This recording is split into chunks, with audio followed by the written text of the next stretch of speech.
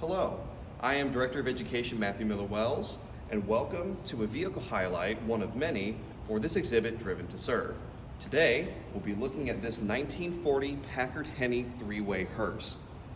This vehicle is called a three-way hearse because there are three positions in which you can load up a casket, either from the back, which is as all hearses do, or in this case, from either side of the vehicle. This was a pretty high-end option, was offered up until about the late 1960s through many funeral coach builders.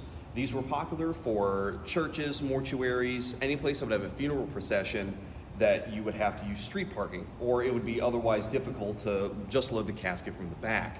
As you can tell, the doors on either side, large suicide doors, to be able to swing open, and the casket deck can either remain in position to load from the back or be pulled completely perpendicular to the car to load from either the passenger or driver's side. Now, one really unique thing, unique to the Henney coach builder, is its hydraulic leveling suspension.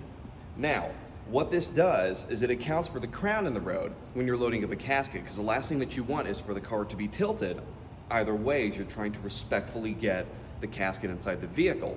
So if you look down at the wheels on the passenger side, we've put blocks underneath them.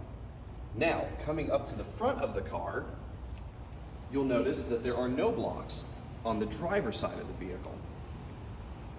So how is it that this vehicle, despite being at two different heights, remains level? That's where this hydraulic suspension comes into play. There's a lever that sits in between the seats in the front of the hearse. What this does, with the battery connected, you use that lever to actually tilt the car one way or the other. And normally there is actually a level equipped on the dashboard of the vehicle. It's been removed by request of the owner for it being on display, but that would actually help the operator and the funeral employees to be able to level the vehicle for safe and respectful loading prior to the procession.